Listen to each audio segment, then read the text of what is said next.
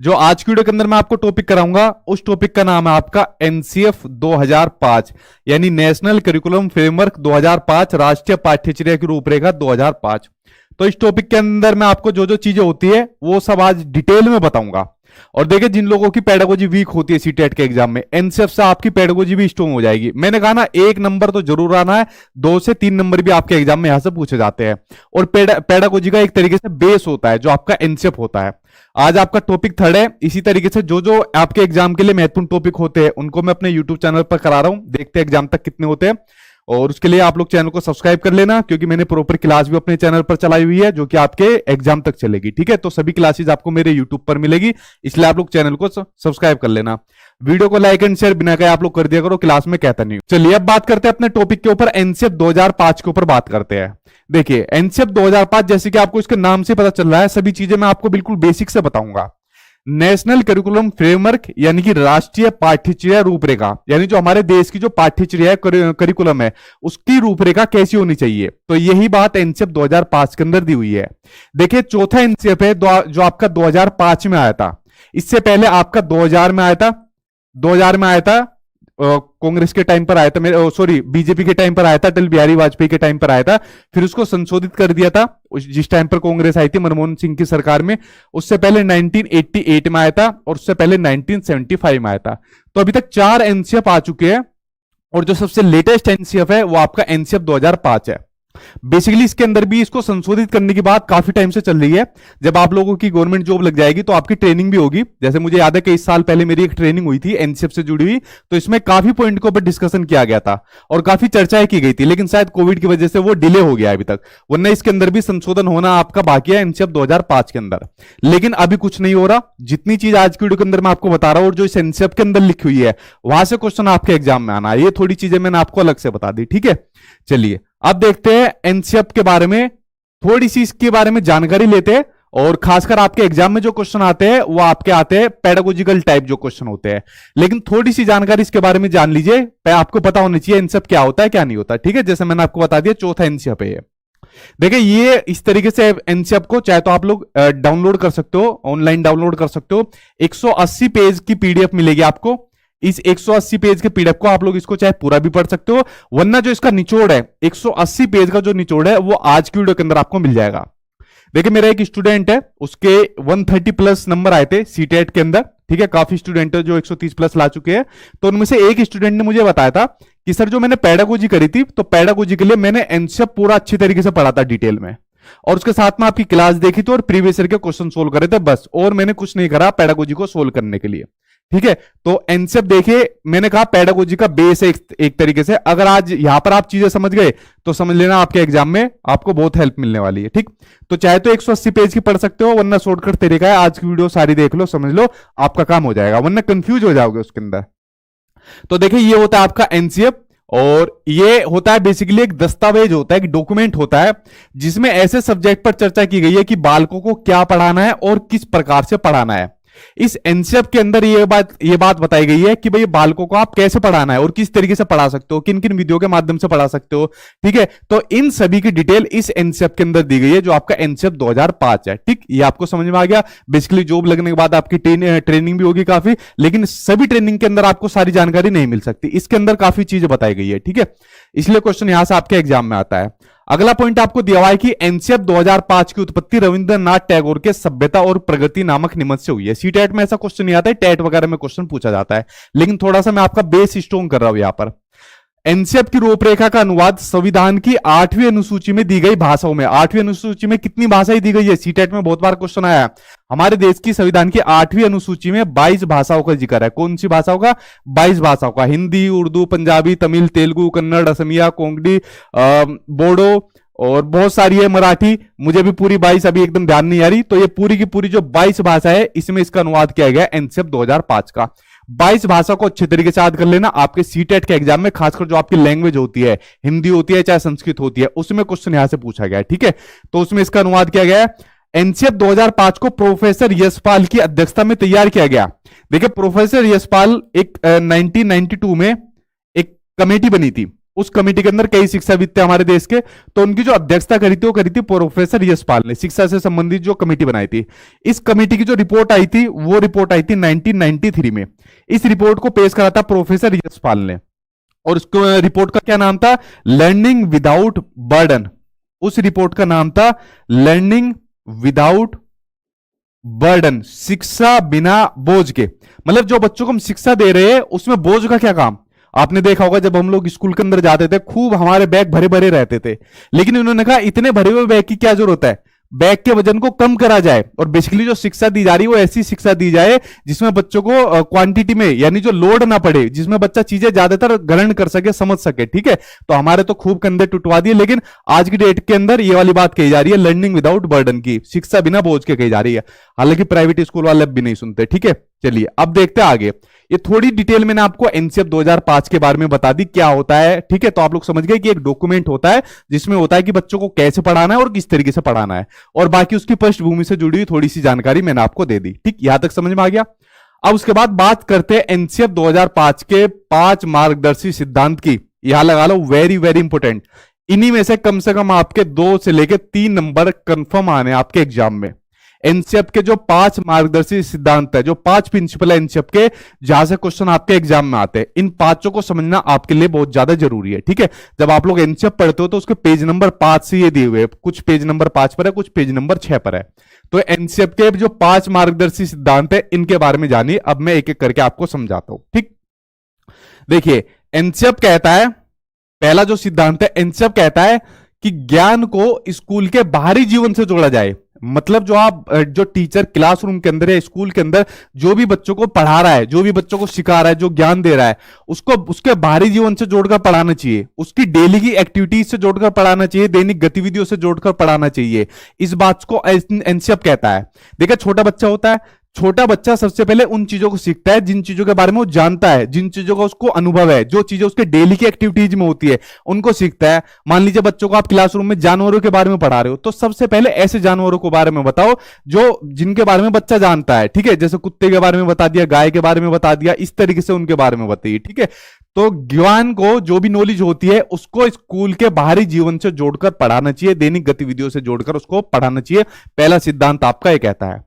दूसरा सिद्धांत कहता है कि पढ़ाई को रटंत प्रणाली से मुक्त किया जाए, यानी कि रोट लर्निंग से मुक्त किया जाए। इस बात को एनसीएफ भी कहता है, इस बात को आपके सीबीएसई वाले भी कह रहे हैं अब कि अब जो सीटेट के अंदर क्वेश्चन आएंगे अब आपके रोट लर्निंग पर आधारित नहीं होंगे कि आपने क्वेश्चन का आंसर याद कर लिया, एग्जाम में आ गया, बात खत्म। अब आपके अंडरस्टैंडिंग लेवल पर आपके ज्यादा क्वेश्चन आएंगे।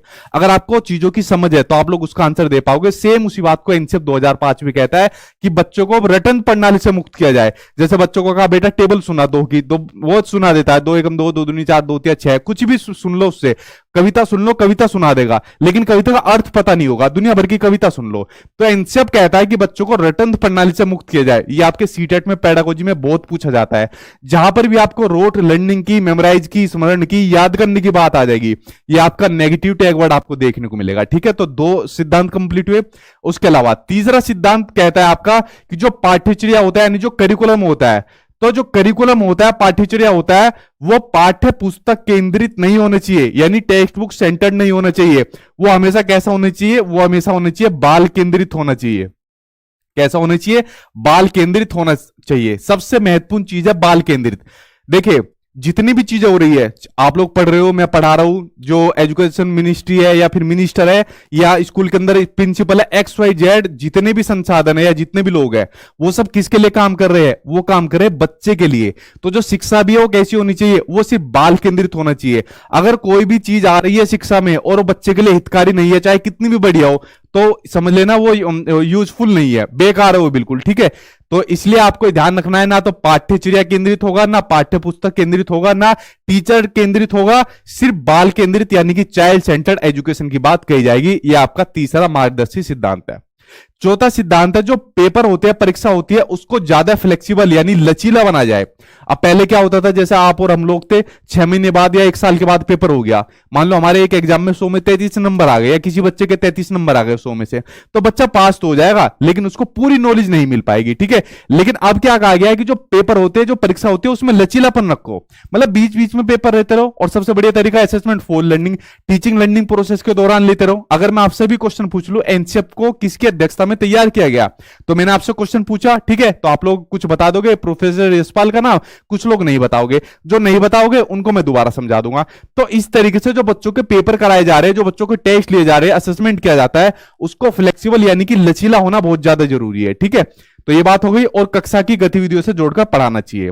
उसके अलावा पांचवा है मार्गदर्शी सिद्धांत है कि राष्ट्रीय मूल्यों के प्रति आस्थावान विद्यार्थी तैयार किए जा सके। इन सब कहता है चाहे बच्चा पढ़े लिखे या चाहे कुछ भी ना हो, चाहे उसने अपने जीवन में कुछ भी अचीवमेंट हासिल ना करा हो, पर कम से कम वो एक अच्छा नागरिक बन जाए, ये हमारी प्राथमिकता है। आपने देखा होगा खासकर सरकारी स्कूल के बच्चों में, आप लोग पढ़े भी होंगे, पंखा तोड़ दिया, स्कूल की जो खिड़की होती है वो तोड़ दी, डेस्क वगैरह तोड़ दी, और जब यही बच्चे बड़े होते हैं तो आगे जाके बस तोड़ते हैं, ठीक है, सरकारी बिल्डिंग जो होती है उसमें आग लगा देते हैं।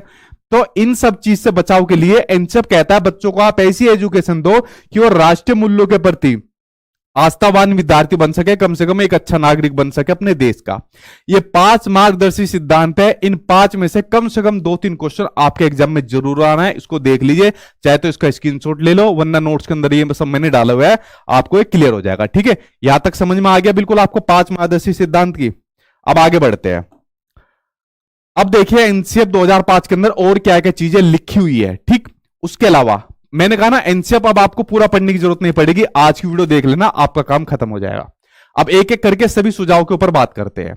देखिए पहला पॉइंट इसके अंदर आ गया कि बालक, मेरा मोबाइल बंद क्यों हो जाता है बीच में, कमेंट इनके दिखने बंद हो जाते हैं, चलिए आपके कमेंट बंद हो जाते हैं। पहला पॉइंट इसके अंदर आ गया कि बालक सक्रिय है, यानी बच्चों को एक्टिव माना है, और वह स्वयं से जाने और सीखे और नई नई चीजों को आजमाए। देखिए सबसे पहली मेन चीज जो सीटेट में सबसे ज्यादा क्वेश्चन पूछा जाता है, आपको बच्चे को या बच्चे से जुड़े किसी भी चीज को एक्टिव रूप से मानना है, कभी भी पैसिव यानी निष्क्रिय नहीं समझना। जब तक बच्चा एक्टिव नहीं होगा तब तक सीखेगा कैसे। आप लोग एक्टिव हो, आपको अपना एग्जाम पास करना है, इसलिए आप लोग अपना ध्यान यहां पर लगा रहे हो, ठीक है। अगर एक्टिव नहीं होगे, निष्क्रिय हो जाओगे, पैसिव हो जाओगे, तो आप लोग सीख नहीं पाओगे। अगर मैं भी एक्टिव नहीं हुआ तब भी नहीं सीख पाओगे। तो दोनों का ही लर्निंग के लिए दोनों का ही एक्टिव होना जरूरी है, टीचर का भी और स्टूडेंट का भी, ठीक है। और बच्चा नई नई चीजों को आजमाए, जोड़ तोड़ करे और गलतियां करे। एक और लगा लो, वेरी वेरी इंपोर्टेंट, जो बच्चे की जो गलतियां होती है, जो एरर्स होते हैं, जो बच्चे की गलतियां होती है, एरर्स होते हैं, वो बड़े ही महत्वपूर्ण होते हैं, बड़े इंपोर्टेंट होते हैं। किसके लिए इंपोर्टेंट होते हैं? सीखने सिखाने की प्रक्रिया का एक बड़ा ही महत्वपूर्ण भाग होते हैं, टीचिंग लर्निंग प्रोसेस का बड़ा महत्वपूर्ण हिस्सा होती है जो गलतियां होती है। आप लोग मुझे सिंपल से एक बात बताओ, अगर छोटा बच्चा गलतियां नहीं करेगा तो सीखेगा कैसे? गलती करेगा, फिर टीचर को पता चलेगा कि बच्चे ने कहा गलती करी है, फिर उस गलती का निदान करके फिर उसको उपचारात्मक शिक्षण देगा। तो गलती का होना बहुत जरूरी है, और दुनिया के अंदर कोई ऐसा आदमी जो गलती ना करता हो, मैं भी करता हूं, आप भी करते हैं, छोटा बच्चा भी करेगा। तो इसलिए सीखने के लिए गलतियों का होना बहुत जरूरी है। टीचिंग लर्निंग प्रोसेस का एक बड़ा महत्वपूर्ण भाग होती है जो बच्चे की गलतियां होती है, ठीक है। देखिए दो बड़े महत्वपूर्ण पॉइंट यहां से निकले और सीटेट के एग्जाम में भर भर कर यहां से आते हैं। पहला कि बच्चे या बच्चे से जुड़े किसी भी चीज को आपको सक्रिय यानी एक्टिव मानना है, और दूसरा जो बच्चे की जो गलतियां होती है उसको बड़ा महत्वपूर्ण मानना है, ठीक है। एक लाइन से आपके दो बड़े महत्वपूर्ण पॉइंट यहां से निकल कर आ गए। आगे देखते हैं अगला पॉइंट क्या दिया हुआ है। अगला दिया हुआ है कि जो सीखना होता है यानी जो लर्निंग होती है वो सक्रिय है। बिल्कुल सही बात है भैया, आप लोग एक्टिव हो तभी तो सीख रहे हो। मान लो आप लोग मेरी वीडियो देख रहे हो और यहाँ कमेंट बॉक्स में मोना सोना के कमेंट देने में लगे हो, उनके रिप्लाई देने में लगे हो। अगर आप एक्टिव नहीं हो तो क्या आप सीख पाओगे? नहीं सीख पाओगे। तो इसलिए आपको एक्टिव होना पड़ेगा। किसके लिए? सीखने के लिए। तो सीखना क्या है? एक्टिव है। और दूसरा सीखना क्या है? सामाजिक गतिविधि है। सीखना क्या है? सामाजिक गतिविधि है। जितने भी पॉइंट मैं आपको लिखा रहा हूं ना, यहां से क्वेश्चन आपके एग्जाम में कई बार पूछे गए, इसलिए मैंने कहा ये एनसीईआरटी का निचोड़ मैं आपको बता रहा हूं। किसी भी लाइन को छोड़ना मत आप लोग, ठीक है। पहली चीज सीख गए कि सीखना क्या है? एक्टिव है। जब तक एक्टिव नहीं बनोगे सीखोगे नहीं। और सामाजिक गतिविधि भी है। सामाजिक गतिविधि कैसे है? अब देखिए आप लोग कैसे सीख रहे हो। आप लोगों को कौन सिखा रहा हूं? मैं सिखा रहा हूं। तो मैं किसका पार्ट हूं? मैं एक समाज का पार्ट हूं। तो सामाजिक गतिविधि के माध्यम से आप लोग सीख रहे हो, ठीक है। सोसाइटी से इंटरेक्ट करके आप लोग सीख रहे हो। जैसे जो छोटा बच्चा होता है कोई भी चीज सीखता है सबसे पहले अपने परिवार से सीखता है। जैसे उसकी मदर टंग होती है तो परिवार के जो अपनी मातृभाषा होती है, वो परिवार की जो भाषा होती है उसका अनुकरण करके बच्चा अपनी मातृभाषा सीख जाता है। फिर स्कूल के अंदर चीजें सीखता है। तो इसलिए सीखने के लिए सोसाइटी बड़ी महत्वपूर्ण होती है। सोसाइटी से इंटरेक्ट करके बच्चा सीखता है। आप लोग अभी तक सीख रहे हो, ठीक है। कोई भी बड़ा होकर सोसाइटी से ही सीखता है। सीखने में यांत्रिकता यानी यांत्रिकता नहीं होनी चाहिए। यांत्रिकता मतलब कोई टॉपिक को मान लो एक एक बार मैं आपको पढ़ाता जा रहा हूं या कोई कंसेप्ट को एक एक बार समझा रहा हूं और कुछ भी उसमें नया नहीं कर रहा, तो बच्चा बोर हो जाएगा। और कोई सी भी क्लास में अगर बच्चा बोर हो रहा है तो समझ लीजिए वो क्लासरूम आपकी क्या है, बेकार है, वहां पर टीचिंग लर्निंग प्रोसेस का कोई काम नहीं हो रहा है। ठीक, अगला पॉइंट आपको दिया हुआ है कि सीखने को डर और अनुशासन, ठीक है, इसकी जगह आनंद व संतोष से जोड़ा जाए। अब देखो अपने स्कूल के टाइम में जाओ आप लोग, जब हम लोग पढ़ते थे स्कूल के अंदर तो हमको सबसे पहली चीज दिखाई जाती थी डर, कि बेटा अगर ये काम नहीं करा, ये इस तरीके से काम नहीं करा तो तेरी कल टांगे तोड़ दी जाएगी, या 2-3 थप्पड़ गाल पर आते थे। ठीक है, आज की डेट में आप बच्चों को डर नहीं दिखा सकते किसी भी तरीके का। ठीक, उसके अलावा ना ही बच्चों को आप डिसिप्लिन के अंदर रख सकते हो। सीटेट के एग्जाम में बहुत पूछा जाता है कि बच्चों को अनुशासन में बनाए रखे, बच्चों को कठोर अनुशासन में बनाए रखे। पहले क्या होता था स्कूल के अंदर, मैडम आई है, टीचर आया, चुपचाप क्लास में बैठ जाओ, अगर किसी ने शोर मचाया तो उसको देख लूंगी, उसकी टांगे तोड़ दूंगी। ठीक है, एक क्या होता था वो जो क्लासरूम में मॉनिटर बना देते थे, सबसे बेकार मॉनिटर ही होता था क्लासरूम का। ठीक है, तो डिसिप्लिन बनाने के लिए मॉनिटर लगाया जाता था या खुद देख रेख करते थे। लेकिन आज की डेट के अंदर आप बच्चों को डर और अनुशासन देकर उसको कोई चीज नहीं सिखा सकते, समझा सकते। इनकी जगह बच्चों को आपको आनंददायक और संतोषप्रद चीजों से जोड़ना चाहिए। यानी जो क्लासरूम का वातावरण होना चाहिए वो अब आपका लोकतांत्रिक होना चाहिए, डेमोक्रेटिक एनवायरनमेंट क्लासरूम का होना चाहिए, जहां पर कोई भी बच्चा हो वो अपने विचारों को फ्रीडमली, ठीक है, आराम से उनको व्यक्त कर सके। तो ऐसा क्लासरूम का वो आपका वातावरण होना चाहिए। ये पॉइंट आपका क्लियर हुआ? ये आपके सब पेडागोजी में काम आएंगे जितनी चीज मैं आपको बता रहा हूं। अगला पॉइंट दिया हुआ है, बालक को स्कूल, घर, समुदाय आदि सब जगह पर क्या माना जाए, महत्वपूर्ण माना जाए आपका सब जगह पर। ठीक है, देखिए मैं आपको एक छोटी सी चीज बताता हूं। मुझसे क्या होता है, एक एग्जाम के अंदर केवीएस का एग्जाम था, तो मैंने रिटन एग्जाम क्रैक कर लिया था, तो उसके बाद इंटरव्यू होता है, तो उसके अंदर मेरा इंटरव्यू था। अब वहां पर 4 पैनल के अंदर एक मैडम थी, उसने मुझसे एक क्वेश्चन पूछा कि अगर बच्चे की नोजी आ रही है तो आप क्या काम करोगे। अब रियल में तो मतलब कर सकते हैं, उसमें कोई बड़ी बात नहीं है, लेकिन आदमी थोड़ा बहुत हिचकिचाता है। लेकिन पैनल में क्या जवाब देना है कि मैडम कुछ भी हो, मतलब बच्चे के लिए सब करने के लिए तैयार हो, अगर उसकी नोज आएगी तो मैं साफ कर दूंगा। मतलब ऐसा अप्रोप्रिएट आंसर देना पड़ता है। जो चीज आप यहां पर पढ़ रहे हो वो आपके सीटेट में काम आएगी, पास कराएगी, इसके बाद जो मेन एग्जाम होते हैं वहां पर भी काम आएगी, और टीचर बनने के बाद भी आपके काम आएगी। ठीक है, तो आपको क्या मानना है, आपको बच्चों को चाहे स्कूल हो, घर हो, समुदाय, हर जगह उसको बड़ा महत्वपूर्ण मानना है। इसलिए तो हम लोग मैं उसको तैयार हो गया कि कोई बात नहीं, मैं उसकी नोजी साफ कर दूंगा, ठीक है, नाक को उसकी साफ कर दूंगा। तो ऐसा आपको अपनी थिंकिंग को क्रिएट करना पड़ेगा जब तक आपको जॉब नहीं मिल जाती। ठीक है, और जॉब मिलने के बाद भी अपना करना पड़ेगा। ठीक, उसके अलावा उसकी जो भाषा होती है यानी जो मदर टंग होती है, 1 नंबर का यहां से कंफर्म करो, आना ही आना है आपके सीटेट के एग्जाम में। उसकी जो मदर टंग होती है और संस्कृति होती है उसको सम्मान देना है। देखिए ध्यान से सुनना, मेरी बड़ी बात, इसको बड़ा महत्वपूर्ण पॉइंट आपको बता रहा हूं। जो बच्चे की जो मदर टंग होती है, जो मातृभाषा होती है, वो बड़ी ही क्या होती है, वो बड़ी महत्वपूर्ण होती है। वो क्या होती है, वो बड़ी ही महत्वपूर्ण होती है, जो बच्चे की मातृभाषा होती है, और उसको हमेशा आपको एप्रिशिएट करना चाहिए। ठीक है, उसको ज्यादा से ज्यादा प्रोत्साहन देना चाहिए जिसमें बच्चा अपनी मातृभाषा में अपने विचारों को अभिव्यक्त कर पाए। जैसे मेरी मदर टंग हिंदी है, ठीक है, तो हिंदी है, अगर मान लीजिए मैं छोटा था जब, या कोई भी आप लोग जैसे छोटे थे, अगर हमें अपनी मातृभाषा में आंसर देने को ना कहा जाए, अपने विचारों को अभिव्यक्त करने को ना कहा जाए, तो क्या होगा, हमारे अंदर हीन भावना आ जाती, छोटे बच्चे के अंदर हीन भावना आ जाती। क्यों? क्योंकि टीचर ने मना कराया, वो किसी और दूसरी भाषा का था। आपको हमेशा इस बात को ध्यान रखना है कि जो बच्चे की जो मदर टंग होती है, मातृभाषा होती है, उसको हमेशा महत्वपूर्ण मानना है, उसको सम्मान देना है, और उसको ज्यादा से ज्यादा अवसर देने हैं अपनी मातृभाषा में अपने विचारों को अभिव्यक्त करने के। ठीक है, ये बात आपको ध्यान रखनी है, आपके सीटेट के एग्जाम में कंफर्म आना है मदर टंग से।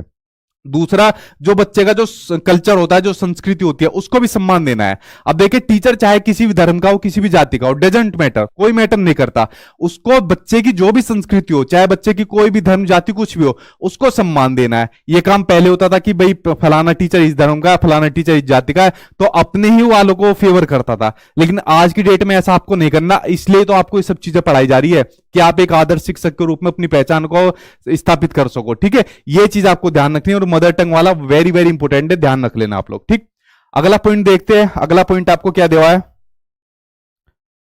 सब क्लास पर ध्यान दो, ठीक है, एक बच्ची समझा रही है। अगला पॉइंट देखते हैं। अगला पॉइंट दिया है आपका मल्टीलिंगुअल, बहुभाषिक। पहला पॉइंट एक और यहां क्लियर हो गया, एक तो मदर टंग का आपके एग्जाम में आना है, एक आपका बहुभाषिकता यानी मल्टीलिंगुअलिज्म से आना है। ये आपकी जो लैंग्वेज होती है वहां पर आपके क्वेश्चन एक एक नंबर का जरूर आना है। देखिए मल्टीलिंगुअलिज्म, बहुभाषिकता क्या होती है, बहुभाषिकता का मतलब होता है एक ऐसी क्लासरूम जहां पर अलग अलग भाषाओं के बच्चे होते हैं, ठीक है, ये होती है बहुभाषिकता होती है। मान लीजिए इस कोई क्लासरूम के अंदर कोई हिंदी बोलने वाला बच्चा है, कोई उर्दू बोलने वाला बच्चा है, कोई तमिल बोलने वाला बच्चा है, कोई पंजाबी बोलने वाला बच्चा है, कोई XYZ कोई भी भाषा बोलने वाला बच्चा है। अब देखिए ध्यान से सुनना, जब अलग अलग भाषाओं के बच्चे एक क्लासरूम के अंदर आपको देखने को मिलेंगे तो इससे क्या होगा, बच्चे के शब्द भंडार में वृद्धि होगी। हिंदी वाला उर्दू वाले से कुछ जानेगा, पंजाबी वाला तमिल वाले से कुछ जानेगा, तो शब्द भंडार में वृद्धि होगी। दूसरा, नई भाषा को सीखने का अवसर भी मिलेगा क्योंकि छोटा बच्चा अनुकरण करके बहुत जल्दी सीखता है। तीसरा क्या होगा, एक दूसरे के कल्चर का, संस्कृति का आदान प्रदान यहां पर होगा। तो इसीलिए एनसीएफ 2005, देखिए चाहे एनईपी 2020 हो चाहे एनसीएफ 2005 हो, दोनों ने ही बच्चे की जो मदर टंग होती है, मातृभाषा होती है, और जो बहुभाषिकता होती है, दोनों को ही बड़ा महत्वपूर्ण माना है और इनको एक संसाधन यानी कि एक रिसोर्स के रूप में मानना है। बहुत बार आपके सीटेट पता नहीं कितनी बार पूछा गया है ये वाला क्वेश्चन कि बहुभाषिकता क्या होती है, एक संसाधन के रूप में आपको इसको मानना है, ठीक है। कभी भी आपको इसको प्रॉब्लम नहीं मानना, ठीक है, कभी भी आपको प्रॉब्लम यानी बाधक नहीं मानना, हमेशा इसको क्या मानना है, रिसोर्स यानी संसाधन के रूप में हेल्प करने वाला आपको मानना है। ये टॉपिक यहां पर क्लियर हुआ मल्टीलिंगुअलिज्म का, ये सभी आपके एनसीएफ के अंदर दिए हुए हैं। अब देखिए आगे पढ़ते हैं, आगे क्या दिया हुआ है, आगे दिया हुआ है कि कक्षा शिक्षण की थ्री लैंग्वेज फॉर्मूला की वकालत करता है।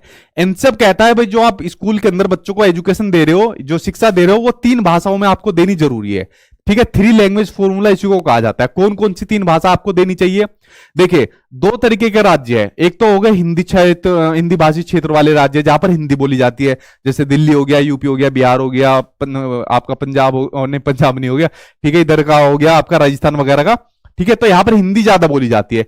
एक होते हैं गैर हिंदी क्षेत्र वाले राज्य होते हैं, जैसे नॉर्थ ईस्ट हो गया, साउथ के जो राज्य हो गए। तो अगर हिंदी क्षेत्र भाषी क्षेत्र वाले राज्य है, चाहे गैर हिंदी क्षेत्र वाले राज्य है, ठीक है, तो जो पहली लैंग्वेज होगी वो पहली लैंग्वेज हमेशा बच्चे की मातृभाषा यानी कि बच्चे की मदर टंग होगी, ठीक है। और मातृभाषा कुछ भी हो सकती है बच्चे की, जैसे किसी की हिंदी हो सकती है, किसी की तमिल हो सकती है, किसी की XYZ कुछ भी हो सकती है। तो 3 लैंग्वेज फॉर्मूला ये कहता है कि हमेशा आपको बच्चों को क्लासरूम में उसकी मातृभाषा में पहले शिक्षा देनी है, इसलिए मातृभाषा को सबसे महत्वपूर्ण माना है, ठीक है। तो पहली शिक्षा मातृभाषा में देनी है। दूसरी शिक्षा अगर हिंदी क्षेत्र वाले राज्य है तो आपका इंग्लिश में देनी है, और उसके बाद कोई भी एक मॉडर्न लैंग्वेज यानी कि आधुनिक भाषा में आपको शिक्षा देनी है। गैर हिंदी क्षेत्र वाला है तो वहां पर पहली उसकी मातृभाषा हो जाएगी, दूसरी उसकी हिंदी हो जाएगी, और तीसरी आपकी इंग्लिश हो जाएगी, ठीक है। तो 3 लैंग्वेज फॉर्मूले के अंदर आपको बच्चों को इन 3 भाषाओं में बच्चों को नॉलेज देनी है, ठीक। देखिए कितने सारे पॉइंट आपके यहां से क्लियर हो रहे हैं। मदर टंग क्लियर हुआ, मल्टीलिंगुअलिज्म यानी बहुभाषिकतावाद क्लियर हुआ, 3 लैंग्वेज फॉर्मूला हुआ। इसलिए मैंने कहा था जो एनसीएफ होता है वो आपकी क्या होता है, पेडागोजी का बेस होता है बहुत। इसको अच्छे तरीके से कर लिया तो आपका काम हो जाएगा। जैसे अगला भी पॉइंट ये दिया हुआ है कि इसमें भाषा के 4 कौशल यानी 4 लैंग्वेज स्किल्स की बात की गई है, सुनना, बोलना, पढ़ना और लिखना। देखिए भाषा के 4 कौशल होते हैं, सुनना, बोलना, पढ़ना और लिखना। चिंतन कौशल की बात हम नहीं करेंगे, ठीक। अब भाषा के कौशल मतलब भाषा को अभिव्यक्त कैसे किया जाता है। देखिए ध्यान से सुनना मेरी बात को। अब मैं आपको क्या पढ़ा रहा हूं, एनसीएफ पढ़ा रहा हूं, तो मैं अपने विचारों को कैसे अभिव्यक्त कर रहा हूं, भाषा के कौन कौन से कौशल का यूज कर रहा हूं। एक तो मैं बोलकर कर रहा हूं, ठीक है, एक तो मैं बोल रहा हूं और बोलने के साथ साथ मैं लिख भी रहा हूं। तो बोलना और लिखना ये क्या हो जाएंगे, भाषा के अभिव्यक्तात्मक कौशल। ये कौन से कौशल हो जाएंगे, भाषा के अभिव्यक्तात्मक कौशल, क्योंकि इसमें मैं अपने विचार को क्या कर रहा हूं, अभिव्यक्त कर रहा हूं, बोलकर कर रहा हूं और लिखकर कर रहा हूं। दूसरा, आप लोग मेरे विचारों को ग्रहण कैसे कर रहे हो। आप लोग ग्रहण कर रहे हो, आपने मोबाइल फोन के अंदर मेरी वीडियो देख रहे होंगे या कान में ईयरफोन लगाया हुआ होगा, तो आप लोग मेरे विचारों को सुन रहे हो। तो क्या काम कर रहे हो, मेरे विचारों को सुन रहे हो और जो यहां पर सामने लिखा हुआ है उसे पढ़ रहे हो। तो सुनना और पढ़ना हो गया आपके ग्रहणात्मक कौशल, ये हो गए आपके गणनात्मक कौशल, ठीक है। तो भाषा के 4 कौशलों की बात कही गई है जो कि खासकर आपके लैंग्वेज के अंदर आता है। यहां तक आपके जितने भी पॉइंट था आई थिंक आपके क्लियर होंगे। चलिए आगे देखते हैं, आज आपके सारे पॉइंट क्लियर हो जाएंगे। आगे दिया हुआ है आपका, ये फिर कमेंट बंद हो गए मेरे मोबाइल में क्यों हो जाते हैं बंद। चलिए आगे देखते हैं, आगे क्या दिया हुआ है। आगे आपको दिया हुआ है कि किसी भी प्रकार की सूचना को ज्ञान मानने से बचा जाए, यानी किसी भी प्रकार की जो इंफॉर्मेशन होती है उसको नॉलेज नहीं मानना चाहिए, ठीक है। अब जैसे मैंने आप लोग को कह दिया टाइमर लगा दिया कि भाई आज आपके इनशिप की क्लास होगी, आपको इन्फॉर्मेशन दे दी और नॉर्मली आपको पढ़ा दिया या सिर्फ आपको इन्फॉर्मेशन दे दी, तो ये क्या है, नॉलेज होगी? नॉलेज नहीं होगी जब तक मैं आपको इसको डिटेल में नहीं समझाऊंगा, इसके सारे कंसेप्ट आपके क्लियर नहीं करूंगा। इसलिए इनशिप कहता है कि जो कोई भी सूचना होती है उसको ज्ञान मानने से बचा जाए, और सूचना को ज्ञान में कन्वर्ट करने का काम किसका होता है? टीचर का काम होता है। इसलिए टीचर को फैसिलिटेटर के रूप में कहा गया है, सुगमकर्ता के रूप में कहा गया है। ठीक, ये चीज क्लियर हुई। अगला पॉइंट देखते हैं। अगला पॉइंट दिया हुआ है कि बच्चों को दी जाने वाली जो शिक्षा है उसमें कैसे शिक्षण सूत्रों का इस्तेमाल किया जाना चाहिए? ज्ञात से अज्ञात की ओर, यानी नोन टू अननोन की ओर। कैसे? देखिए, सबसे पहले बच्चों को वो चीजें पढ़ानी चाहिए जिसके बारे में बच्चा जानता है, और उसके बाद बच्चों को वो चीजें पढ़ानी चाहिए जिसके बारे में बच्चा नहीं जानता। ठीक है, तो ज्ञात से अज्ञात की ओर पढ़ानी चाहिए। दूसरा, मूर्त से अमूर्त की ओर। सबसे पहले बच्चों को वो चीजें पढ़ानी चाहिए जिनको देख सकता है, पकड़ सकता है, छू सकता है, यानी कॉन्क्रीट चीजें दिखानी चाहिए, पढ़ानी चाहिए। और उसके बाद एब्स्ट्रैक्ट चीजों की ओर ले जानी चाहिए, यानी अमूर्त चीजों की ओर उसको ले जाना चाहिए। ठीक है, तो ऐसे शिक्षण, एक और लिख लो इसमें, सरल से जटिल की ओर। सबसे पहले बच्चों को सरल चीजें पढ़ानी चाहिए, उसके बाद उसको जटिल चीजें पढ़ानी चाहिए। सबसे पहले बच्चों को जो उनका अनुभव वाली चीज है वो करानी चाहिए, उसके बाद तर्क वाली चीजें करानी चाहिए। मतलब कहने का है, सबसे पहले बच्चों को आसान चीजें करानी चाहिए, फिर उसके बाद धीरे धीरे करके उसको एक हार्ड लेवल पर आपको लेकर जाना है। ठीक है, ये कुछ ऐसे सूत्र है जो आपको इस्तेमाल करनी चाहिए। आगे देखते हैं, आगे क्या दिया हुआ है। अगला पॉइंट दिया हुआ है पनिशमेंट और रिवॉर्ड। ध्यान से सुनना है, इस वर्ड को सीटेट के एग्जाम में भर भर कर आना है। ये जो आपका पनिशमेंट है, यानी कि जो आपका दंड है, यानी जो सजा है। देखिए, आप लोग हुए चाहे मैं भी हुआ, खूब भर भर के कूटा है हमारे टीचर ने हमारे स्कूल के टाइम में। ठीक है, भर भर के मुंह पे मार दिया, कान फाड़ दिया, हाथ फाड़ दिया डंडे मारकर, लेकिन कोई कहने सुनने वाला नहीं था। उस टाइम पर कोई सचिन सर होते, इनसे पढ़ा देते तो कुछ हमारे भी अधिकार हो जाते।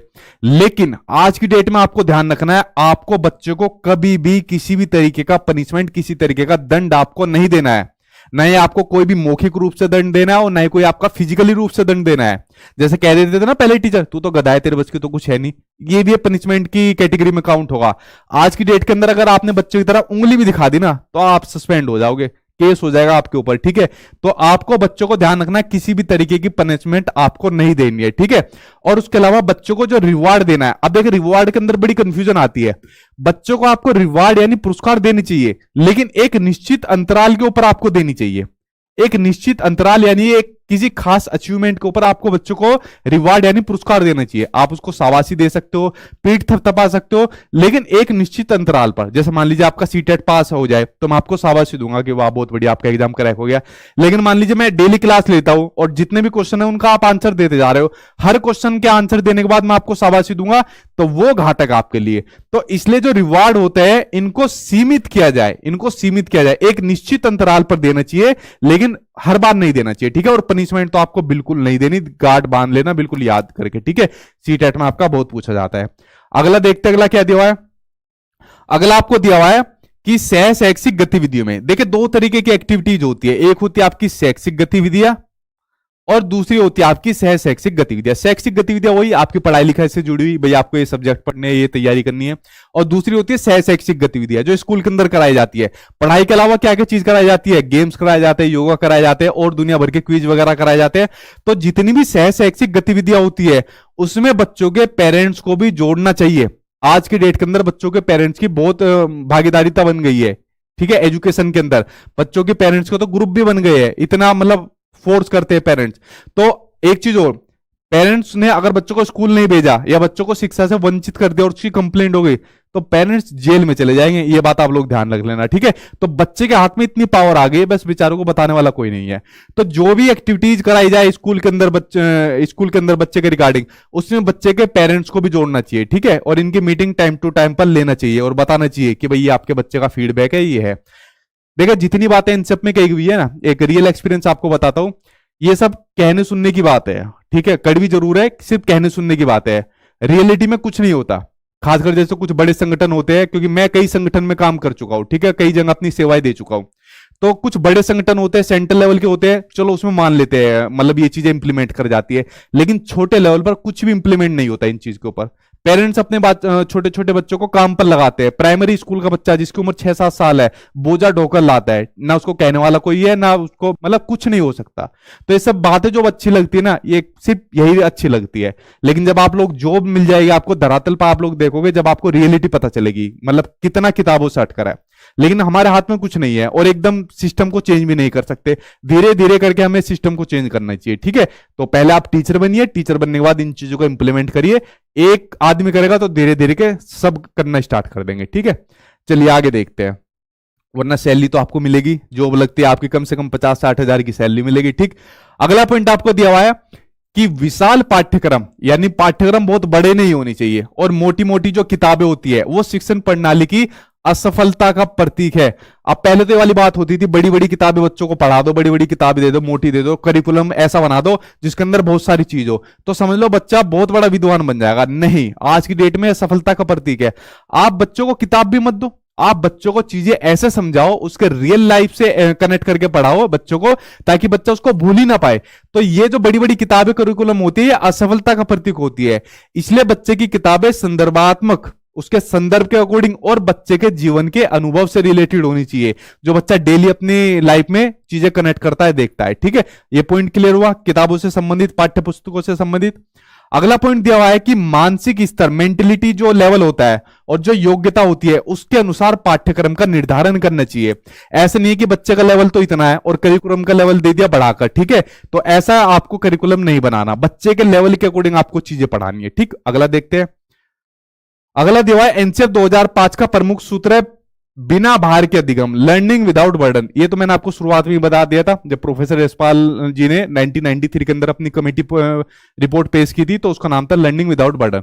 मतलब बच्चों को आपके वेट को कम करना है, उसके इसको जो बैग का वजन है उसको भी कम करना है, उसको ज्यादा चीजें नहीं पढ़ानी, उसको चीजें वो पढ़ानी है जिसको बच्चा इजिली ग्रहण कर पाए, इजिली समझ पाए, ठीक है। तो वेट की क्वांटिटी को कम करना है, लेकिन उसकी नॉलेज को बढ़ाना है, उसको ज्यादा गेन करना है, ठीक। आगे देखते अगला क्या पॉइंट दिया हुआ है जी।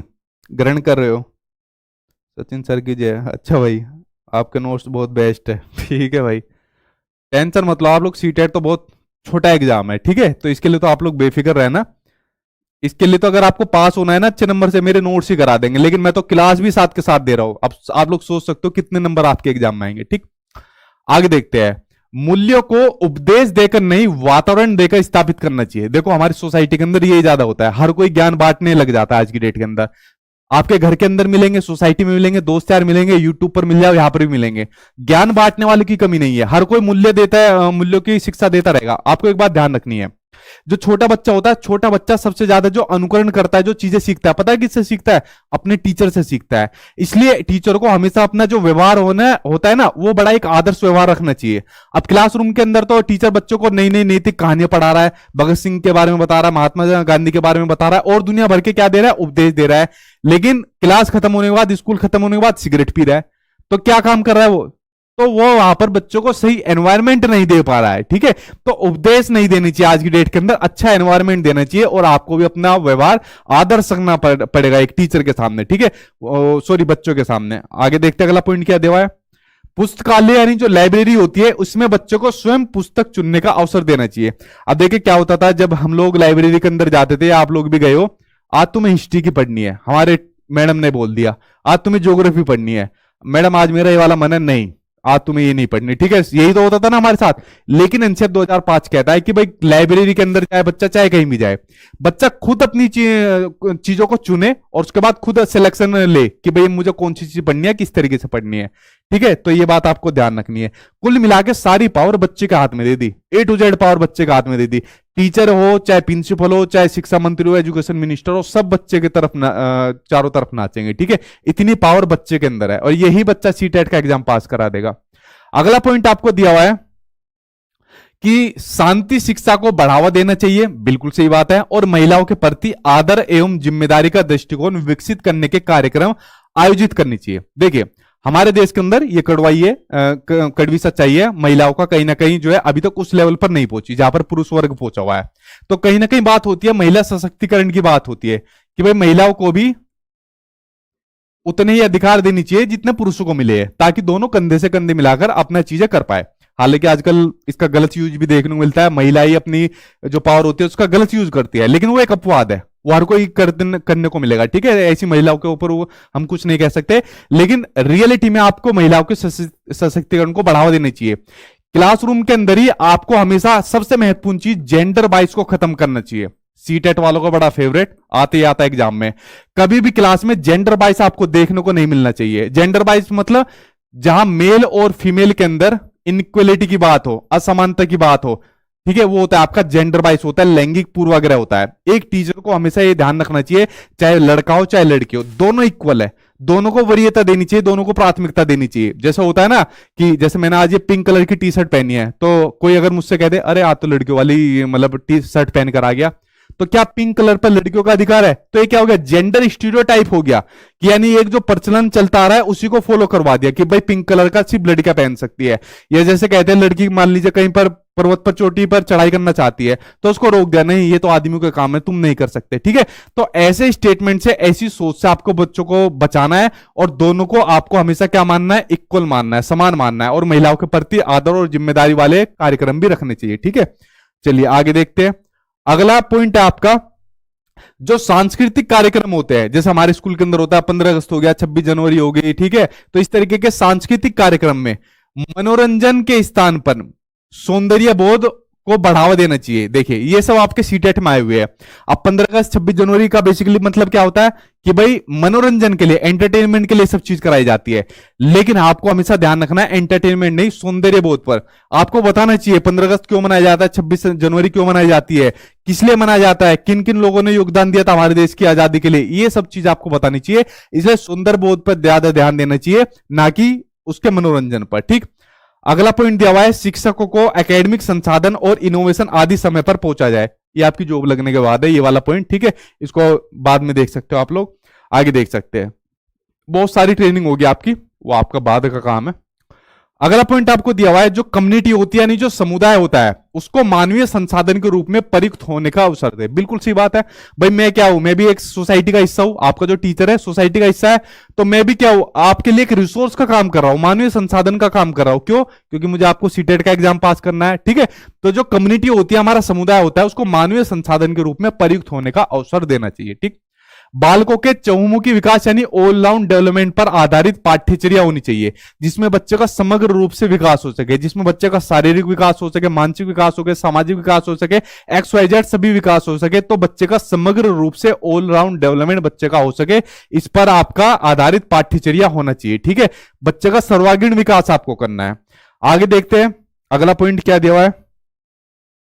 अगला पॉइंट सामने आपकी स्क्रीन पर आ गया कि सभी विद्यार्थियों हेतु समावेशी वातावरण, inclusive education, very very important है भी, तैयार करना। देखिए एनसीएफ 2005 कहता है, ये आपने सीटेट में भी पढ़ा होगा, कि जो बच्चों को आपको एजुकेशन देनी है वो एजुकेशन देनी है आपको समावेशी एजुकेशन यानी कि इंक्लूसिव एजुकेशन, जहां पर सभी बच्चों को समान रूप से समान शिक्षा दी जाती है बिना किसी भेदभाव के, चाहे बच्चे की सामाजिक आर्थिक पृष्ठभूमि कुछ भी हो, ऐसी एजुकेशन बच्चों को आपको देनी है, ठीक है। आप लोग भी उसी का एग्जाम्पल हो इंक्लूसिव एजुकेशन का। कोई बच्चा गरीब है, कोई बच्चा अमीर है, कोई किसी वर्ग से आता है, कोई किसी वर्ग से आता है, डजेंट मैटर, मेरे लिए कोई मैटर नहीं करता, आप लोग सब मेरे अपने हो, ठीक है। तो मैं क्या दे रहा हूं यहां पर, इंक्लूसिव एजुकेशन का कंसेप्ट कर रहा हूं।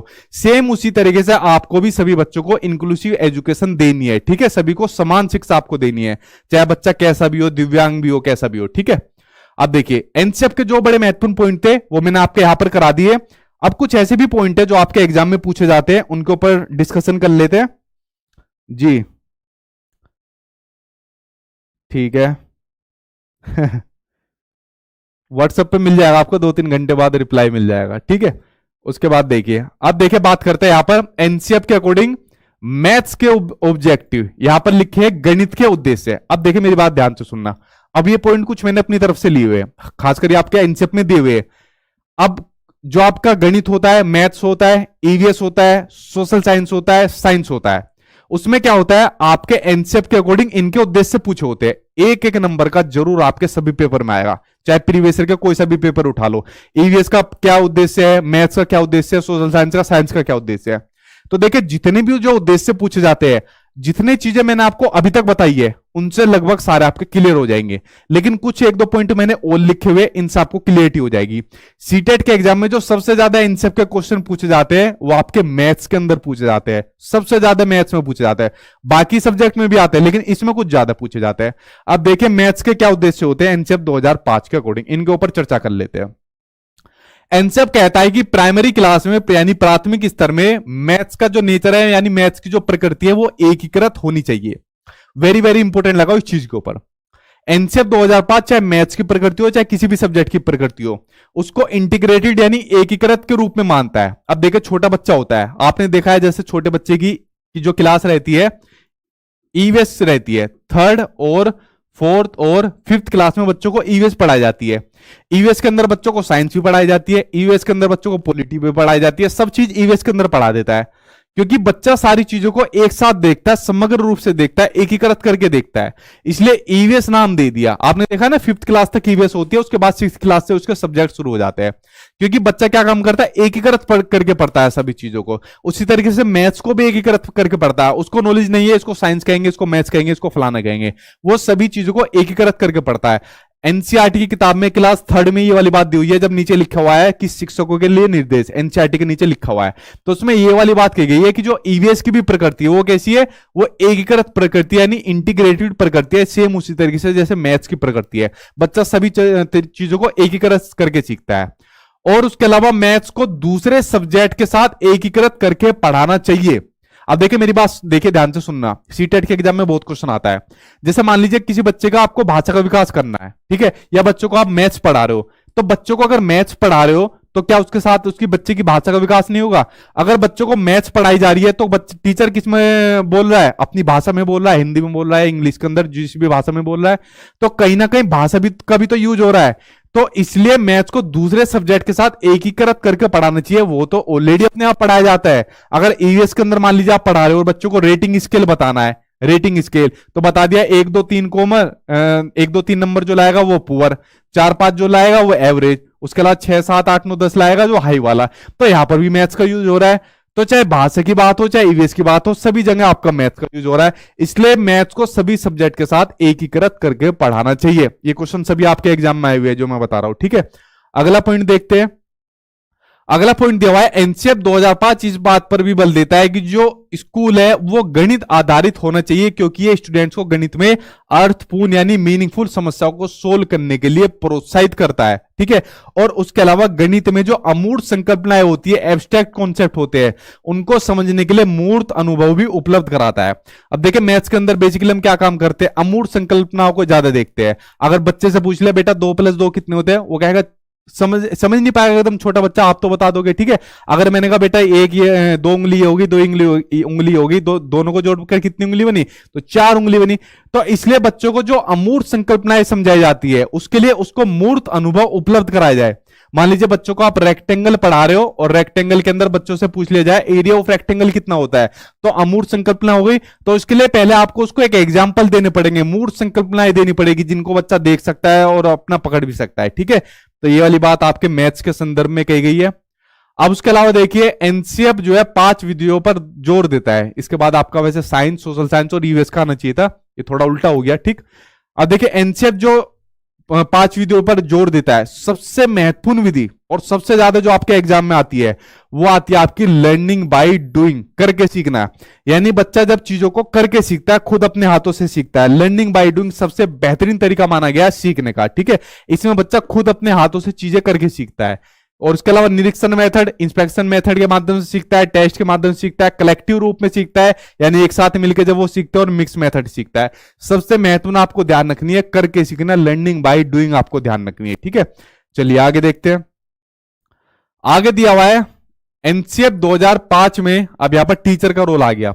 एनसीएफ 2005 में टीचर यानी शिक्षक के प्रति दृष्टिकोण शिक्षक ज्ञान का स्रोत नहीं है, अपितु एक ऐसा सुगम करता है जो सूचना को अर्थ में यानी कि अंडरस्टैंडिंग में बदलने की प्रक्रिया में विविध उपायों द्वारा बच्चे हेतु सहायक है। मतलब देखिए यहां पर टीचर बच्चों को जो भी चीज पढ़ा रहा है, इनको जो भी ज्ञान दे रहा है, तो इस ज्ञान को क्या काम कर रहा है, वो इस जो अपनी नॉलेज दे रहा है, जो इंफॉर्मेशन दे रहा है, उसको ज्ञान में कन्वर्ट कर रहा है। टीएलएम का यूज कर रहा है, अपने एग्जाम्पल्स का यूज कर रहा है, अपनी टेक्निक का यूज कर रहा है।